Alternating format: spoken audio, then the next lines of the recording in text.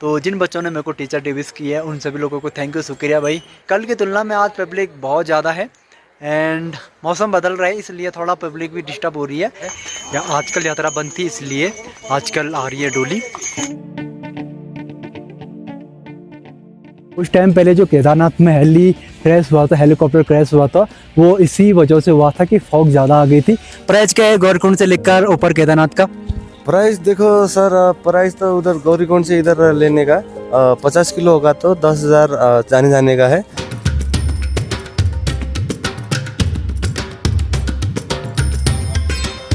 Sir हम देखेंगे तो अच्छी खासी भीड़ है भाई, लगभग 800-900 लोग तो होंगे ही।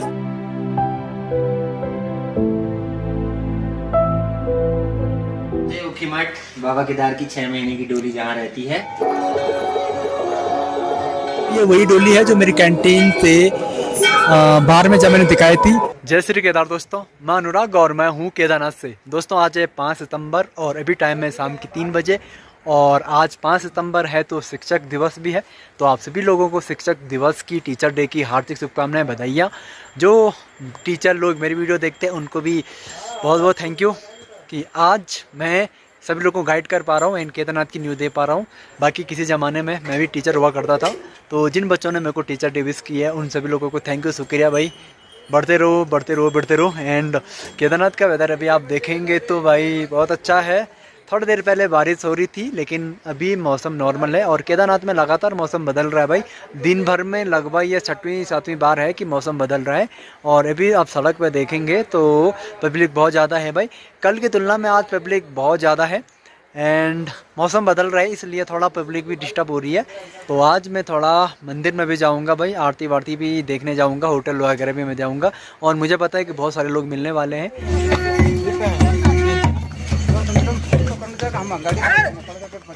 दोस्तों केदारनाथ में इस प्रकार के देवी देवताओं की डोली लगातार आती रहती है।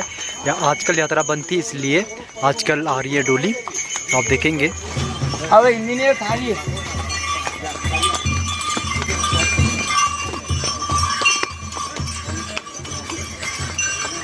ये खूबसूरत नज़ारा रहता है जब केदारनाथ में इस प्रकार की डोली आती है। इनका नाम तो अभी मुझे पता नहीं है लेकिन ऊपर जाके मैं ज़रूर इनका नाम पता करूँगा।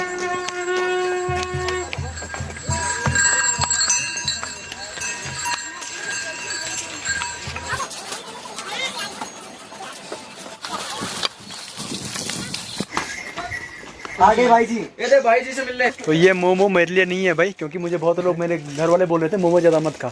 वो मोमो मेरे लिए नहीं है, ये भाई लोगों के लिए। Hello hello hello hello. तो पब्लिक का ठीक ठाक है भाई। तो अभी टाइम है 5:09 और अभी वेदर शांत है, फॉग वगैरह आ रही है। तो अभी ऊपर माउंटेन्स की तरफ धीरे धीरे मौसम साफ हो रहा है और फॉग वगैरह बन रही है एंड ये फॉग थोड़ी देर में चारों तरफ फैल जाएगी और फिर मौसम साफ हो जाएगा भाई।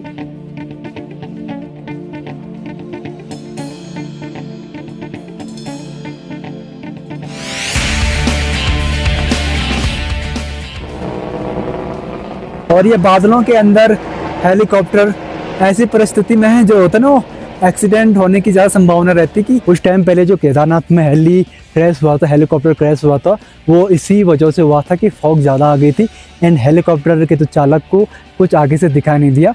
तो वो जो ही यहाँ से गुजर रहा था, वो जस्ट इधर से ही, तो आगे से मतलब मोड़ था तो मोड़ पर टकरा गया। तो उसको पता ही नहीं चला कि मोड़ पर कब टकराया और हमें खुद पता नहीं चला क्योंकि उसे ब्लास्ट की आवाज़ आई, क्योंकि चारों तरफ इसी प्रकार की भाई धुंध थी। 2 आवाज़ें आई, वो अभी ब्लास्ट की 2 आवाज़ें आई, फिर उसके बाद तो टीम वगैरह पहुंच गई थी।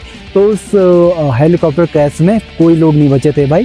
तो वो उस हेलीकॉप्टर की, उसमें एक फैक्ट की बात ये थी भाई कि वो उड़ान उस पायलट की इस सीज़न की लास्ट उड़ान थी। उसके बाद वो घर अपने मतलब फैमिली के पास लौट रहा था, तो उसकी लास्ट उड़ान में ये हुआ एंड शाम का टाइम था। उसके बाद हेलीकॉप्टर की छुट्टी होने वाली थी लेकिन अनफॉर्चुनेट ऐसा कांड हुआ। बाकी मैं निकलता हूँ मंदिर की तरफ। आज ना मंदिर में थोड़ा बहुत तो पब्लिक होगी एंड अभी रास्ते में भी दुनिया भर की भीड़ है, तो उस हिसाब से तो पब्लिक तो होगी भाई।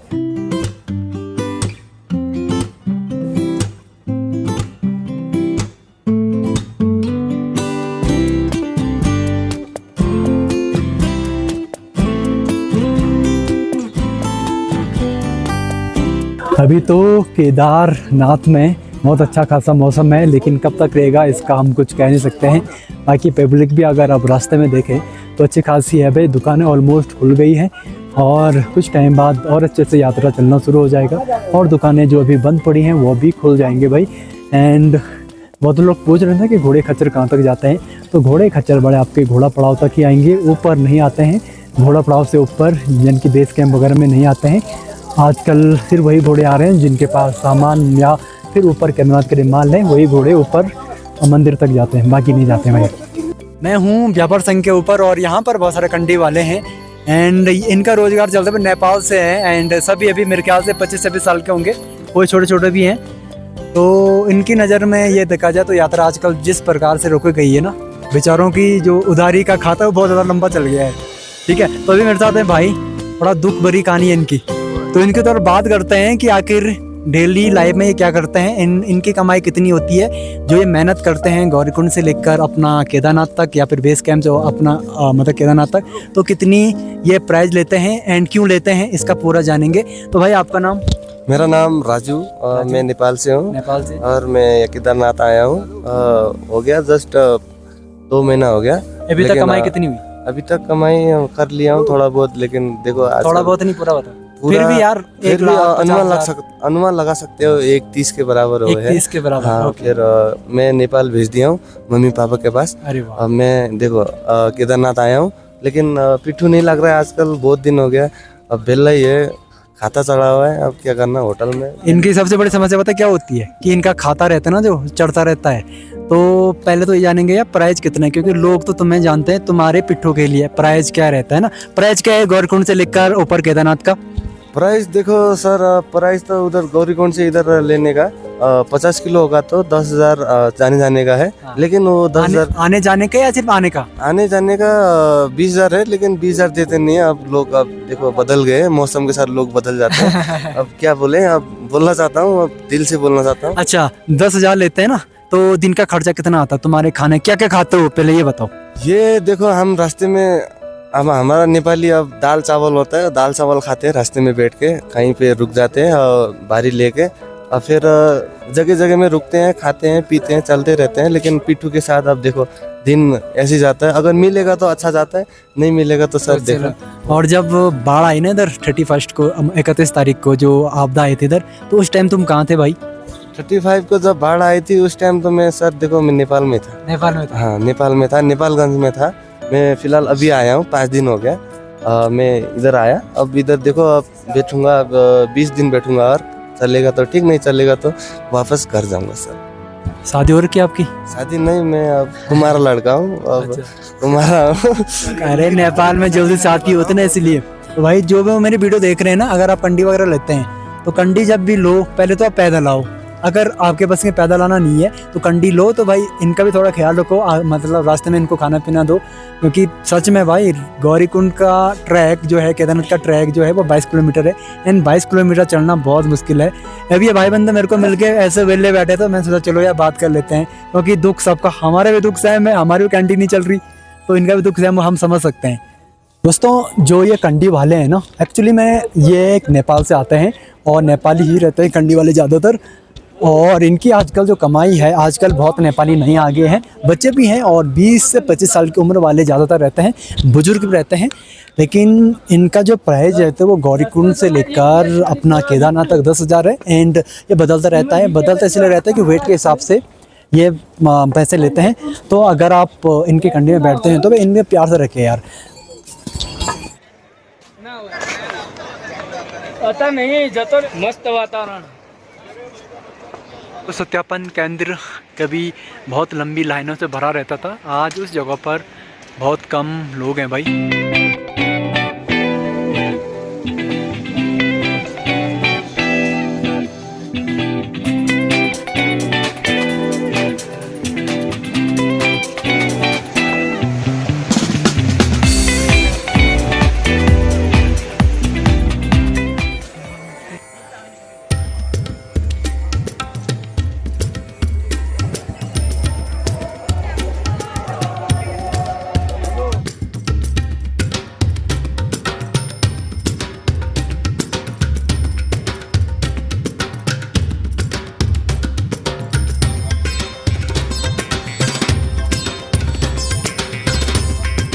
तो दोस्तों आप भी आप केदारनाथ मंदिर परिसर में देखेंगे तो अच्छी खासी भीड़ है भाई, लगभग 800-900 लोग तो होंगे ही। बाकी आरती भी शुरू होने वाली है, 7 बजे से आजकल आरती होती है और 8 बजे तक चलती है भाई। तो अगर आप केदारनाथ आते हैं और आरती के लिए आते हैं तो 7 बजे तक आपको पहुंचना पड़ेगा। और अब तो ज़्यादा पब्लिक हो गई है, तो अगर आपको फ्रंट में बैठना है आरती के तो आपको जल्दी आना पड़ेगा भाई।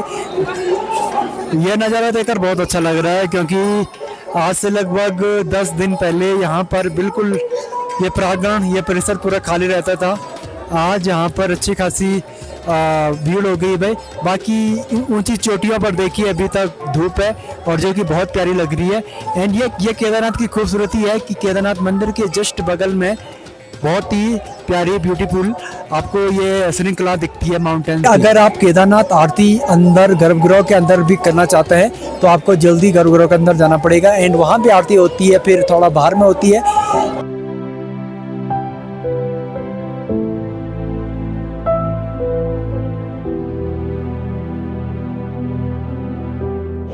ये है अभी विद्युत जामवाल। अरे कहाँ भाग रहे विद्युत सर?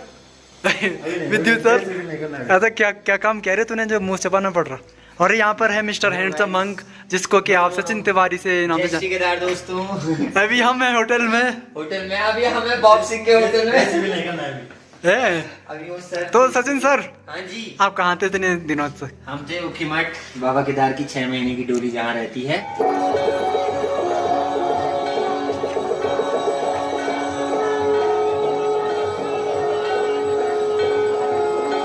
तो दोस्तों अभी आरती शुरू हो चुकी है और आप देखेंगे तो केदारनाथ के चारों तरफ फॉग है और भीड़ भी भाई अच्छी खासी है। कल की तुलना में तो बहुत ज़्यादा भीड़ है भाई आज। एंड अब धीरे धीरे यात्री और आएंगे और भीड़ ज़्यादा होगी। बाकी आप ज़्यादातर लोगों के हाथों में देखेंगे तो भाई फ़ोन है, और इसमें कोई गलत भी नहीं कहूँगा मैं, क्योंकि आजकल लोग डिजिटल दर्शन में ज़्यादा यकीन करते हैं। तो अब क्या कर सकते हैं भाई, है ना, क्योंकि ज़्यादातर लोगों के हाथ में अगर आप देखेंगे तो कोई अपने घर वीडियो कॉल कर रहा है, कोई लाइव आ रहा, एंड खुद मैं वीडियो बना रहा हूँ। तो मैं सब लोगों को एक बात बोलना चाहूँगा कि मैं यहाँ का लोकल हूँ, तो मेरे को हर रोज़ यहाँ दर्शन करने का मौका मिलता है, आरती सुनने का मौका मिलता है। लेकिन अगर आप हज़ारों किलोमीटर या 500-600 किलोमीटर दूर से आते हैं तो आपको कुछ मिनट या कुछ 5 मिनट अच्छे से दर्शन करने चाहिए, आरती करनी चाहिए, ताकि आपको थोड़ा पुण्य मिले। बाकी आप वीडियो कॉल घर कर सकते हैं, आपकी मर्जी है वो।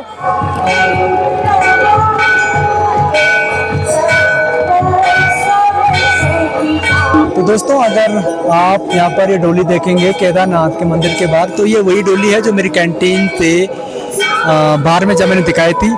तो यहाँ पर घड़ियाल देवता है, नागेंद्र देवता है एंड अपनी राजराजेश्वरी माता है। तो हर डोली का केदारनाथ मंदिर से संबंध रहता है। एंड ये डोली है टिहरी गढ़वाल से, और टिहरी गढ़वाल में ऐसे बहुत ज़्यादा मंदिर हैं जिनका संबंध केदारनाथ से है।